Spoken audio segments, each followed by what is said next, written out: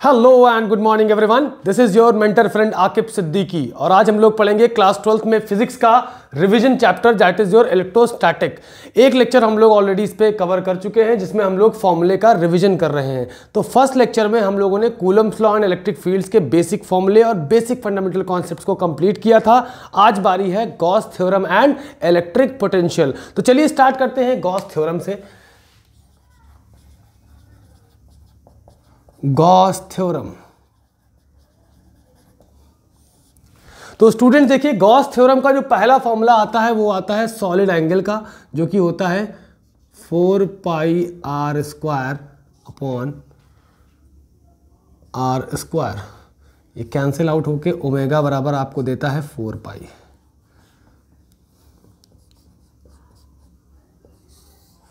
और इसकी यूनिट होती है स्टेरेडियन। यह है आपका सॉलिड एंगल। फिर आता है हमारा फॉर्मूला इलेक्ट्रिकल फ्लक्स का, जिसको हम लोग फाई और छोटा सा ई इस्तेमाल करते हैं। इसको लिखते हैं integral of close integral of electric field and area vector. याद रखिएगा इलेक्ट्रिक फील्ड, ये ई से क्या है आपका electric field vector, electric field, और ए क्या है आपका एरिया वेक्टर। इलेक्ट्रिक फील्ड क्या होता है, पॉजिटिव की वजह से आउटवर्ड और नेगेटिव की वजह से इनवर्ड।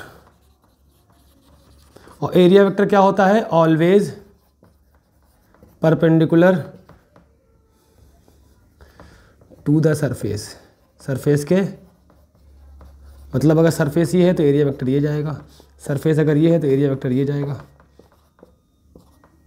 सरफेस ऐसा है तो एरिया वेक्टर यहाँ प्लेन बना के उसी के परपेंडिकुलर एरिया वेक्टर। सरफेस ये है तो एरिया वेक्टर ऐसे, हर हाल में सरफेस के परपेंडिकुलर होगा। इसे बोलते हैं हम लोग एरिया वेक्टर। अब हम लोग इसको थोड़ा सा आगे बढ़ाएंगे, जिसमें हम लोग करेंगे close integral of E dot D A. हमने पढ़ रखा है ना कि ए डॉट बी बराबर होता है आपका ए बी कॉस थीटा। तो एक तरह से यहाँ पे लिख सकते हैं कि E D A cos theta, finally it comes out to be E A cos theta। और थीटा आपका है angle between electric field vector and area vector. ये चीज़ आप लोगों को समझ में आ गई होगी उम्मीद करते हैं। फिर आते हैं हम लोग गॉस थ्योरम का basic formula, main Gauss theorem के अंडर में आता है कि net flux emerging out of any close surface is equal to 1 upon epsilon not times the net charge enclose within that area. इसको हम लोग Gaussian surface भी बोलते हैं। फिर हम लोग आते हैं electric field due to infinite line of charge, line and sheet of charge. तो यहाँ पे पहला है लाइन ऑफ चार्ज की वजह से हम लोग पढ़ेंगे लीनियर चार्ज, या कह सकते हो लाइन ऑफ चार्ज, वायर वगैरह। तो लैम्डा बराबर आता है, सॉरी आपका इलेक्ट्रिक फील्ड बराबर आता है lambda upon 2 pi epsilon not r. ये है आपकी लीनियर चार्ज डेंसिटी, और ये क्या है डिस्टेंस। जैसे मान लो कि आपका ये एक पतला सा कंडक्टर है जो कि इनफाइनाइट लेंथ का है, इससे आर डिस्टेंस पे किसी पी पॉइंट पे इलेक्ट्रिक फील्ड पता करनी है तो वो ये हो जाएगा lambda upon 2 pi epsilon not upon lambda upon 2 pi epsilon not r. फिर आता है sheet of charge. Sheet of charge की बात करें, जैसे मान लो ये शीट है, इनफाइनाइट शीट है, इसमें पूरे में पॉजिटिव चार्ज बिखरा हुआ है। तो यहाँ पे देखिए, अच्छा यहाँ पे आप देख सकते हो कि इलेक्ट्रिक फील्ड और डिस्टेंस में क्या है रिलेशन, इनवर्सली प्रोपोर्शनल है। जैसे जैसे आप डिस्टेंस बढ़ाते जाओगे इलेक्ट्रिक फील्ड देखिए आपकी नीचे आती जा रही है।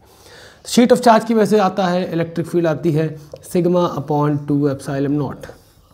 तो यहाँ पे electric field is directly proportional to charge density, और इसकी कहीं और डिपेंडेंसी नहीं होती किसी भी चीज़ से, ना डिस्टेंस से ना किसी और चीज़ से, सिर्फ चार्ज डेंसिटी के डायरेक्टली प्रोपोर्शनल होता है। ये चीज़ आप लोग नोट करें फिलहाल।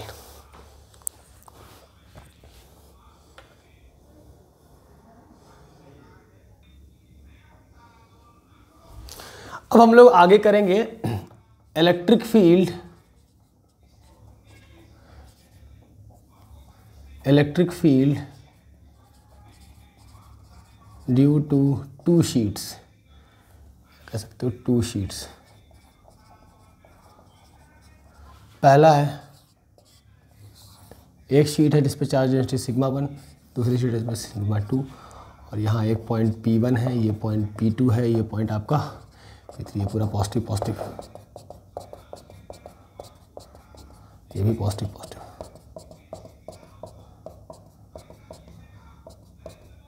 ठीक है, तो अगर हम P1 पे बात करेंगे तो क्या आएगा, इधर जाएगी E1 और इधर जाएगी E2। तो एट P1 क्या आती है इलेक्ट्रिक फील्ड, E बराबर E1 प्लस E2। तो E बराबर कितना आता है, तो इलेक्ट्रिक फील्ड कितनी आ गई, ये चीज़ याद रखिएगा। और सिग्मा बराबर हो जाएगा, तो ये दोनों अगर चार्ज डेंसिटीज बराबर हो जाती हैं तो ये आएगा 2 sigma upon 2 epsilon not, cut के आएगा sigma upon epsilon not. That means कि अगर आप कहो इफ़ सिग्मा 1 बराबर सिग्मा 2 बराबर सिग्मा, दैट मीन्स कि electric field would be 2 sigma upon 2 epsilon naught. तो इलेक्ट्रिक फील्ड आपकी कितनी आ जाएगी, सिग्मा अपॉन एप्सिलॉन नॉट। ठीक है, अगर हम लोग बात करें एट P2, तो पहले की वजह से भी बाहर की तरफ और दूसरे की वजह से, oh I am so sorry, at P1 opposite direction में है ना, तो इलेक्ट्रिक फील्ड सब्ट्रैक्ट होगी, इलेक्ट्रिक फील्ड आपकी सब्ट्रैक्ट होगी यहाँ से। I am so sorry for that.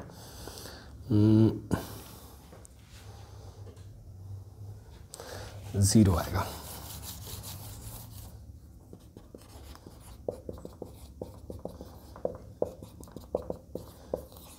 देख लीजिए, इक्वल एंड अपोजिट एक दूसरे को कैंसिल आउट करेंगे। भाई यहाँ पे इलेक्ट्रिक फील्ड पहली शीट की वजह से निकालेंगे तो रेडियल एंड आउटवर्ड, दूसरी शीट की वजह से निकालेंगे आउटवर्ड, दोनों इक्वल हो जाएंगे, कैंसिल कर देंगे। एट P2 की बात करें तो दोनों का डायरेक्शन सेम होगा, तो यहाँ पे आपकी इलेक्ट्रिक फील्ड हो सकती है E बराबर E1 प्लस E2। तो E बराबर कितना आ जाएगा, sigma 1 upon 2 epsilon naught plus sigma 2 upon 2 epsilon not.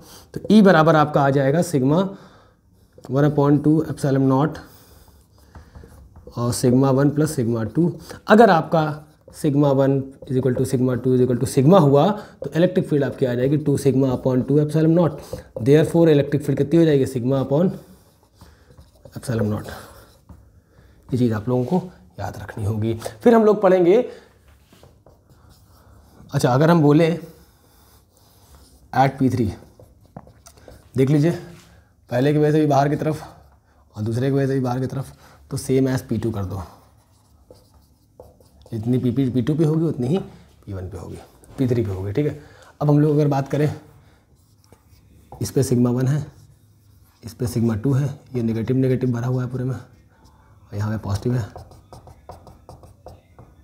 P1 P2 P3। Electric field इस पे क्या आएगी, बाहर की तरफ E1 और नेगेटिव पे अंदर की तरफ होती है। तो एट P1 इलेक्ट्रिक फील्ड क्या आएगी, E1 प्लस E2। तो इलेक्ट्रिक फील्ड आपकी हो जाएगी sigma 1 upon 2 epsilon naught plus sigma 2 upon 2 epsilon naught. तो यहाँ से आ जाएगा E is equal to 1 upon 2 epsilon naught bracket में सिग्मा 1 प्लस सिग्मा 2। अगर आपका सिग्मा 1 बराबर सिग्मा 2 बराबर सिग्मा है तो यहाँ से इलेक्ट्रिक फील्ड आ जाएगी 2 सिग्मा अपॉन 2 एप्सिलॉन नॉट। तो इलेक्ट्रिक फील्ड कितनी आ गई, सिग्मा अपॉन एप्सिलॉन नॉट। ये चीज़ आप लोगों को उम्मीद करते हैं कि समझ में आई होगी। फिर हम लोग बात करते हैं एट P2। देखिए पहले की वजह से दूर जाएगा E1, दूसरा अपनी तरफ खींचेगा E2, तो नेट इलेक्ट्रिक फील्ड कितनी आएगी, E1 माइनस E2। तो कितना आएगा, sigma 1 upon 2 epsilon naught minus sigma 2 upon 2 epsilon naught. तो इलेक्ट्रिक फील्ड आ जाएगी आपकी 1 upon 2 epsilon naught sigma 1 minus sigma 2। और इफ़ सिग्मा 1 बराबर सिग्मा 2 बराबर sigma, that means it would be E is equal to 0। ये चीज़। अच्छा एट P3 की बात करें तो यहाँ पे लिख दो सेम एज P2। एग्जामिनेशन में आता है तो सेम एज P2 नहीं लिखना है, आपको बाकायदा करके दिखाना है। देख लीजिए ना, पहले की वजह से फील्ड कहाँ जाएगी, बाहर की तरफ E1 हो गया, और दूसरे की वजह से अंदर की तरफ E2 हो गया। अपोजिट डायरेक्शन इक्वल अपोजिट क्या होते हैं, कैंसिल आउट हो जाते हैं। इसे जल्दी से नोट करें आप लोग, तो फिर हम लोग आगे बढ़ते हैं।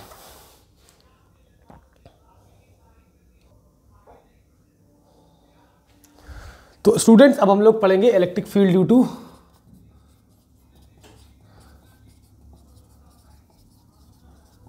Thin sheet of charge, thin spherical shell.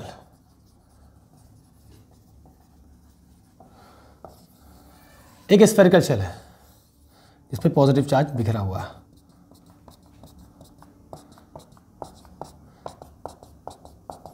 मान लेते हैं इसका रेडियस क्या है, कैपिटल आर। पहला पॉइंट कहाँ पे चाहिए, small R greater than capital R. मतलब मान लो एक पी पॉइंट है, मान लो कहीं पे, जहाँ पे जिसकी दूरी कितनी है सेंटर से, आर। दूरी हमेशा सेंटर से ली जाती है, तो उस केस में इलेक्ट्रिक फील्ड क्या आएगी,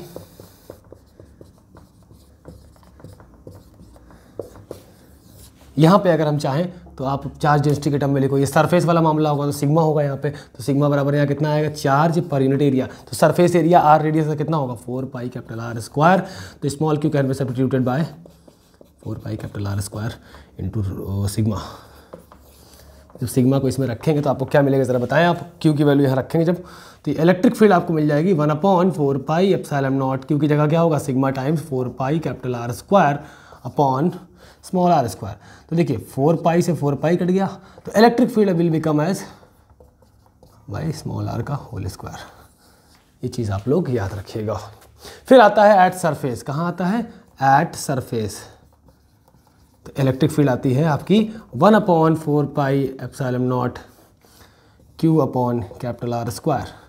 Since Q is equals to sigma times 4 pi capital R square, electric field would be, when we substitute it in place of Q, Q की जगह रखेंगे, यहाँ रखेंगे क्या, sigma 4 pi capital R square. 4 pi से 4 pi cut गया, R square से R square cut गया, तो electric field will come out to be sigma upon epsilon naught. उम्मीद करते हैं कि ये चीज़ आप लोगों को समझ में आई होगी, मतलब स्मॉल आर बराबर कैपिटल आर पे, मतलब सरफेस पे। तीसरा पॉइंट आता है small R less than capital R, that means कि पॉइंट कहीं पे इंटरनली लाई कर रहा है, यहाँ पे भी हो सकता है, मान लो ये डिस्टेंस आर है, तो आपकी इलेक्ट्रिक फील्ड कितनी आएगी, 0 at all points inside shell, electric field is 0।